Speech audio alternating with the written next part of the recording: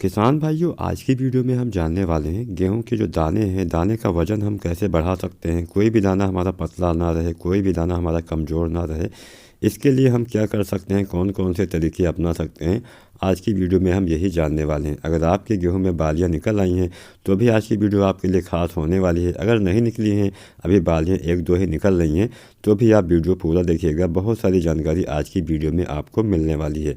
अगर आप सभी SRJ खेती चैनल पर नए हैं तो सबसे पहले तो चैनल को सब्सक्राइब जरूर करें, साथ में बेल आइकन भी दबा लीजिए। इसके साथ ही दोस्तों, अगर आपके मन में कोई भी सवाल हो किसी भी फसल से संबंध में, जैसे गेहूं में अभी क्या डालना चाहिए, या फिर अगर आप कुछ डालने की सोच रहे हैं और आपको समझ में नहीं आ रहा है कि कौन से दवाएं डालें, कौन सा NPK डालें या फिर कुछ भी डालें, तो आप बेझिझक नीचे कमेंट के माध्यम से हमसे अपनी राय ले सकते हैं। हम कोशिश करेंगे कि आपके सवालों का जवाब बहुत जल्द ही दे सकें।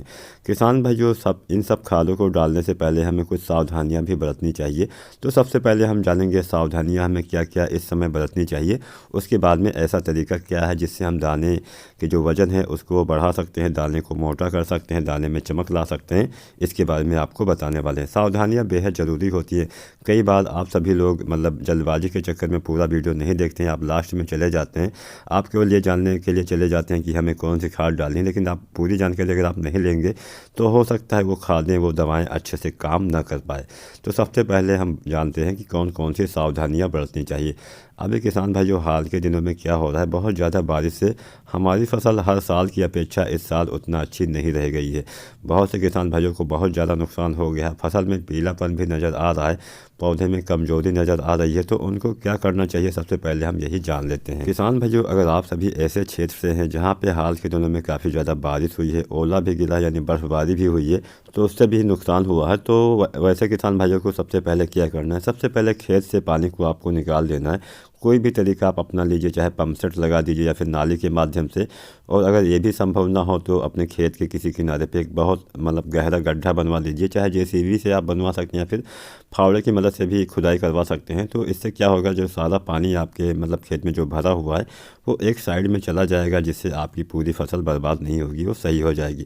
तो सबसे पहले तो पानी को आपको निकाल देना। अगर पानी रहेगा तो चाहे जो भी अवस्थाएं हो, चाहे अभी आपकी फसल 60 दिन की हो, 70 दिन की हो, 80 दिन 90 दिन की हो, वो हमेशा नुकसान ही करेगा आपकी फसल को। तो सबसे पहले तो पानी की निकासी बहुत ही आवश्यक है।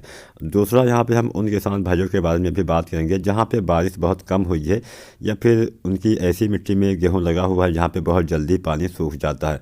तो आप इस अवस्था में नमी बना के रखिए। मैं ऐसा नहीं कर रहा हूँ हमेशा आप सिंचाई करते रहे, लेकिन हाँ, मिट्टी में नमी इस अवस्था में होनी चाहिए, यानी अभी बालियाँ निकल आई होंगी या फिर निकलने वाली होंगी, और इस अवस्था में अगर नमी नहीं रहेगी तो जो दाने होते हैं स्वाभाविक रूप से सही से भर नहीं पाते हैं, चिपक जाते हैं। तो इसलिए आपको सबसे पहले तो यही करना है। दूसरा, आपको क्या करना है, अगर आपकी फसल अभी बालियाँ नहीं निकली हैं, 60 दिन 65 दिन 70 दिन की अवस्था है, तो सबसे पहले तो आपको एक NPK डाल देना है। NPK में कोई भी NPK आप ले सकते हैं अपने फसल के अनुसार। सबसे बढ़िया रहेगा NPK जो आता है 05234।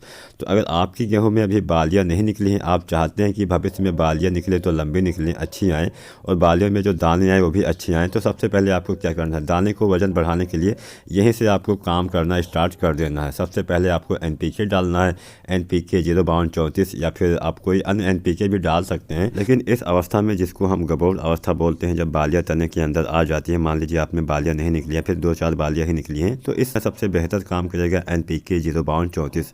अगर आप में अभी पीलापन है, मान लीजिए आपके वहाँ पे बारिश हुई है, फसल में पीलापन है, तो यहाँ पे आपको जो नैनो यूरिया आती है उसका भी इस्तेमाल कर सकते हैं, या फिर जो यूरिया दानेदार आती है इसका भी इस्तेमाल किसान भाई कर सकते हैं। तो मात्रा के बारे में हम बताते चलते हैं, बाद में हो सकता है कन्फ्यूजन आपको हो जाए। तो अगर आप में अभी बालियाँ नहीं निकली हैं तो आपको NPK 05234 डालना है। इसकी जो मात्रा है 1.5 किलोग्राम रखनी है, यानी 1.5 kg आपको मात्रा रखनी है NPK 05234 की। और इसके साथ में आपको दानेदार जो यूरिया आती है उसका भी इस्तेमाल करना है। दानेदार यूरिया का आपको इस्तेमाल तभी करना है जब आपकी फसल में नाइट्रोजन की कमी इस समय दिखाई दे रही हो सकता है बारिश की वजह से फसल में पीलापन आ गया हो, तो इसकी पूर्ति के लिए आप दानेदार यूरिया का इस्तेमाल कर सकते हैं। कुल मिलाकर तभी इस्तेमाल करिएगा जब फसल में पीलापन हो। तो इसकी जो मात्रा आपको रखनी है लगभग 1.5 किलोग्राम रखनी है, इसकी भी मात्रा यानी 1.5 kg दानेदार यूरिया आपको लेनी है। साथ में NPK 05234 भी आपको लेना है और इसकी मात्रा भी आपको 1.5 किलोग्राम रखनी है। अब यहाँ पे हम आज के विषय के ऊपर आते हैं। अगर आप अभी दाने मोटा करना चाहते हैं सारी बालियों में दाने अच्छे से आएँ, यहाँ पे एक बात मैं आपको बताते चलूँ, सारे जो दाने हैं एक समान तो नहीं आते हैं। कुछ दाने ऊपर वाले जो होते हैं वो थोड़ा सा नीचे वाले दाने की अपेक्षा थोड़ा सा पतले रहते हैं। लेकिन हाँ, अगर आप ये खाद डाल देते हैं तो निश्चित ही कोई भी दाना आपका पिचका नहीं रहेगा। कई बार आप देखते होंगे जब गेहूँ की कटाई हो जाती है तो बहुत सारे जो दाने होते हैं काफ़ी छोटे रह जाते हैं, पतले रह जाते हैं, कमज़ोर रह जाते हैं। तो ये समस्या आपके वहाँ पे अगर आप ये खाद डाल देते हैं जो मैं आगे आपको बताने वाला हूँ नहीं रहने वाली है। तो ये जो खाद है वो है बोरोन। बोरोन अगर आप डालते हैं तो निश्चित ही पॉलिनेशन अच्छा होता है। जो भी आप खादें डालते हैं अपने पौधे में आपके बालियों तक पहुँचाने का ये काम करता है। तो इसका इस्तेमाल आपको ज़रूर करना चाहिए, लेकिन बहुत अधिक मात्रा में इस्तेमाल हमेशा नुकसानदायक रहेगा। तो इसकी जो मात्रा आपको रखनी है, डोज आपको रखनी है, वो रखनी है 100 ग्राम से लेके 150 ग्राम तक। इससे ज़्यादा अगर आप इस्तेमाल करते हैं तो नुकसान भी कर सकता है। तो इतनी ही मात्रा में आप यूज करिएगा। और अगर आप इसका इस्तेमाल कर लेते हैं तो सबसे बढ़िया फ़ायदा क्या होता है, बालियों में जो दाने आते हैं, दाने अच्छे आते हैं, दाने आपके वजनदार रहेंगे, दाने आपके चमकदार रहते हैं, जिससे मार्केट में प्राइस भी काफ़ी अच्छा मिल जाता है। तो कई बार समस्या ये भी देखी जाती है कि दाने आपके काफ़ी कमज़ोर रह जाते हैं, पतले रह जाते हैं, जिससे जो मार्केट वैल्यू है वो भी काफ़ी कम हो जाती है और गुणवत्ता में भी कमी आ जाती है। तो अगर आप इनका इस्तेमाल करते हैं बोरोन का, तो बोरोन से पॉलिनेशन काफ़ी अच्छा होता है। जो भी आप खाद डालते हैं अपनी मिट्टी में उनका अच्छे से उपयोग ये बोरोन खाद कर पाती है। यानी जो एक समझ लीजिए बोरोन के बिना किसी भी पौधे का जीवन संभव ही नहीं है। तो इसलिए हमें इसका इस्तेमाल इस अवस्था में करना चाहिए, काफ़ी अच्छा बेनिफिट आपको मिल जाएगा। अगर आपकी गेहूं में बालियाँ निकल भी आई हैं तो भी आप बोरोन का इस्तेमाल कर सकते हैं।